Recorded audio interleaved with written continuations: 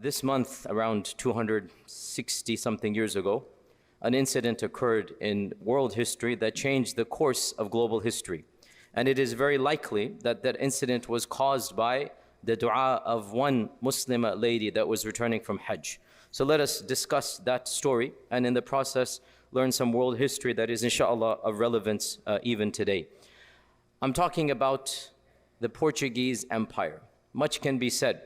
When we think of colonization, when we think of Western lands invading Muslim lands, we think of England and France as being the most, if you like, evil empires. But the fact of the matter is that before them, the Portuguese Empire preceded them. And they were the worst out of all of the colonizers. And yet we don't hear much about them. Today you'll find out why. Why don't we hear much about the Portuguese Empire? If you remember a little bit of your global history, it was in fact the Portuguese who first discovered the route to the Muslim lands and to the Far East. Remember Vasco da Gama, right? He was the one who first learned how to cross from Europe. You know, they were searching all that time. Columbus got lost, ended up here. It was Vasco da Gama from Portugal who eventually made his way across South Africa and made his way back to India.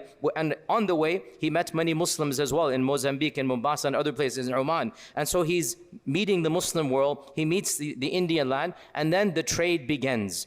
Long story, I'm not going to go into all of that. But one thing you should know is that the Portuguese started Western colonization, and they're the ones who set up the infrastructure for the other countries to follow.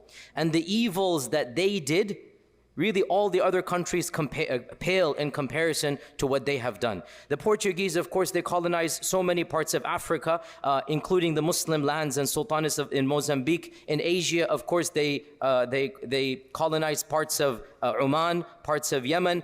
In India, of course, Goa, as you're aware, the Indians are aware, Goa is, of course, still there's a Portuguese influence in Goa. In South America, Brazil, as you're aware, one of the things the Portuguese did actually, they're the ones who set up African slave trading. All African slave trading, which we think of as the American phenomenon, who set it up? Who's the one who began it? Who's the one who set up the infrastructure? Who's the one who figured out the mechanism, who literally marched into Africa and started purchasing African slaves to export around the world? That is all the Portuguese. It is estimated up to 5 to 10 million people were killed or decimated by the Portuguese invasions. And of course, Portugal therefore became the most powerful empire in its time, the 16th, the 17th century. The Portuguese controlled the spice trade. The Portuguese had the best ships. They had the best navies. What happened to them? How come we don't hear about them? Today we're going to discuss a little bit, and inshallah we can assume, but of course only Allah knows ilm al-ghayb, that in fact it was the dhulm that they did against so many people, especially the Muslims, that brought about their downfall. I want to mention in particular one incident that many people are not aware of, and yet it demonstrates the cruelty of the Portuguese. Remember, Portugal was ruled by Muslims for 250 years. Maybe another day I'll give a khatira about that. There's an entire province of Portugal called Algarve, Algarb, Algarve, Algarb. And to this day, there are many castles in Portugal the Arabs built. To this day, many of the cities in Portugal are actually having an Arabic name. In fact, in Lisbon itself, there is an entire neighborhood that is known that the Muslims lived there until the expulsion. So Portugal is inherently linked with Islam. However, by the time the 1490s come, and they want to expel the Muslims, they have a hatred against Islam. They hate the Muslims with a passion. And so wherever they go, they wanted to make sure the Muslims especially are subjugated. And one of the stories which I want you to think about and reflect and maybe do your own research on, when they entered India and they entered the lands of Goa and other places, the ruler of Calicut at the time, the ruler of Calicut, his title was the Zamorin, that's the title of the ruler of Calicut. He was a Hindu. The Portuguese, Vasco da Gama, this is the same person that the West admires. He demanded that the Hindu rulers cut off the Muslim merchants. The Muslims and the Hindus, I told you this many times, there was not that level of animosity that modern India has. Muslims and Hindus, by and large, they got along fine. And the Muslims of India, the Muslims of Goa and of Calicut were the ones who would purchase from the owners, from the rulers, and then export to Yemen, export to Africa. There was a very strong relationship. So when Vasco da Gama came, he said, I'm going to allow you to remain ruler, but with one condition. You have to get rid of the Muslims of your land. Expel the Muslims of your land. And the Hindu ruler said, no, these are our allies. They have fought with us. They have lived with us. I'm not going to expel the Muslims. And they mistreated the Vasco da Gama's emissaries. They didn't like him. They kicked him out. They didn't realize the power of the Portuguese. This is all brand new. This is still the same Vasco da Gama. We're not talking about generations from the same person whom the West admires. Listen to what happened. The same guy, Vasco da Gama, wanted to now send a message. You're going to mess with me? You're not going to follow my rules to expel the Muslims? I'm going to show you. So, on the way back from Hajj, there was a ship of Hujjaj coming. 450 Hujjaj. The name of the ship is called Miri. It's a famous incident that happened. You can look this up. In English, they say Mirin, but in Arabic, it's called Miri. 450 Hujjaj, including women and children. And these are complete innocent civilians, have nothing to do with what is going on in the land. They're doing Hajj, they've come back. Vasco da Gama gives the command to surround the ship and cut off all supplies, even though the land is right there, they're on the way back. Cut off all supplies and start slowly massacring the people with bows and arrows and guns and the cannons. Of course, as you know, the Portuguese had the weapons that nobody else had. This is the rise of Europe is primarily because of military strength and because of the naval force. And the Hujjaj took a while for them to figure out what's going on. 4 or 5 days went by, and one by one, the massacre continued, and the Hujjaj began negotiating. We'll give you all of our gold, we'll give you everything. And Vasco da Gama refused to accept any conditions. There's a chronicler from the ship of Vasco da Gama who chronicled in Portuguese exactly what happened. That is available in English. You can read an eyewitness account. Even though they hated the Muslims, this chronicler, he himself said that this was a pitiful sight. What he saw, even his heart melted. Vasco da Gama did not even bat an eyelid.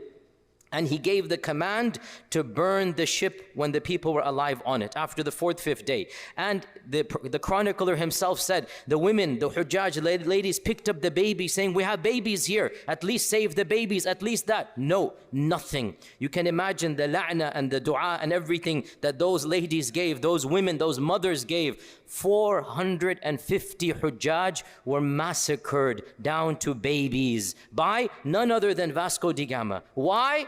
How dare you don't listen to my condition to expel the Muslims? And then of course the rampage began on the land in India itself, Calicut and Goa, as you're aware if you know your history. And then the Portuguese went to all over the world. They went to Macau, they went to China, they established trading ports in China. They began forcing Christianity on the people. That's why there's pockets of Catholics around the world. How did that happen? The Portuguese, by the way, even Muslims in Goa, they destroyed masjids. Of course, Hindu temples, lots of them. Even masjids, at gunpoint, they forced people to convert, and they entered what is now Malaysia. There was a sultan there, the Sultan of Malacca. The Sultan of Malacca. They invaded. It's now called Malaysia, one of those islands. They invaded that sultan, forced him as well to get rid of his empire, handed it over to them. They caused fitna and fasad everywhere they went. What happened? Subhanallah, one incident occurred that changed the course of history. And I say this because even though we don't bank on miracles, we cannot expect miracles to happen, but still we should learn from history. And Allah subhanahu wa ta'ala takes dhulm into account. And even if we cannot stop dhulm physically, pause here. I'm not saying we shouldn't stop dhulm physically. I'm not saying we become pacifist or whatnot. Have to always be careful. People jump at every ambiguous phrase and read in everything I say. I'm not saying we become apolitical, but I'm saying sometimes people cannot fight oppression, but Allah will fight it directly. And Allah will intervene in ways we never could imagine and expect. What happened to the Portuguese Empire such that nobody remembers the glory of Portugal? Nobody remembers the power. Their naval fleet was second to none. No England, no France, nothing could compete with the Portuguese. They built the fastest and the biggest ships. They had the mightiest empire. Their capital, Lisbon, it was the most prestigious capital in the 16th century. London could not compete with Lisbon. Lisbon was the darling of Europe. Why? Because obviously they have invaded all these Muslim and also, not just Muslim, but all lands as well. By the way, I gave a khatira last year about the Muslim revolt in Brazil. That was against the Portuguese. The way they treated the the Muslims, because remember, when we talk about slaves, remember 20-30% were Muslim slaves. And not that just because they're not doesn't make it right. Of course, everything is wrong. But 20-30% are Muslims. And I gave a khatira right here, you can look it up. The Muslim slave revolt of Brazil. It was against whom? Against the Portuguese. Against these same Portuguese. What happened, subhanAllah, in this month, November of 1755? In this month of 1755, to be more precise, the 1st of November, and without a doubt, again, we cannot categorically state that Allah is doing this as a result of that. Only Allah knows. But still, we look at the outer reality. And every indication, and this is not just me speaking, even the Catholic priests at the time, even they believe that this is God's punishment against us. It is recorded on record. Catholic priests said this. Why? How? First and foremost, well, what happened? The most devastating earthquake Europe has ever seen in its history. And it happened on the 1st of November, 1755, which is one of the most important Catholic festivals. And it happened at 10:30 in the morning, when the entire city, because you know it's a very Catholic country, it's a very religious country, was in the churches. They were worshiping, and that day, it is called All Saints' Day. It is the custom, and to this day it happens, that you light candles and you leave them burning for the saints. And on that day, some things happened that literally changed the course of history. As the people are in their churches, the city is empty, everybody's in the church. The zelzala, the earthquake occurred. Today, scientists estimate it measured 9 on the Richter scale. If you know your Richter scale, this is beyond the charts. This is absolutely almost unprecedented. It measured 9 on the Richter scale. This is something that is super rare in human history. And as the earthquake occurs and the buildings collapse, the people don't know what's happening, obviously. Tens of thousands die. They run into the streets trying to be saved. And they didn't realize, how are they going to know this? The earthquake wasn't really an earthquake. It was a tsunami, actually. It was a tsunami. And so as they run into the streets, within 45 minutes, waves come 10, 20, 30 feet high. So after the earthquake, the buildings are gone. Now the waves come from the ocean. And Lisbon is destroyed completely. 20 feet high out of the whole world. And if you look at it, Lisbon has never had an earthquake or a tsunami. It's never had. And then to top it off, and this is all, of course, Allah's qadr. It was the 1st of November. All the houses have candles everywhere. So as soon as that finishes, the whole earth is shaking, everything happened, the candles are falling. Of course, it's 1755, all houses are built with wood. And so Lisbon burns non-stop for 3 weeks.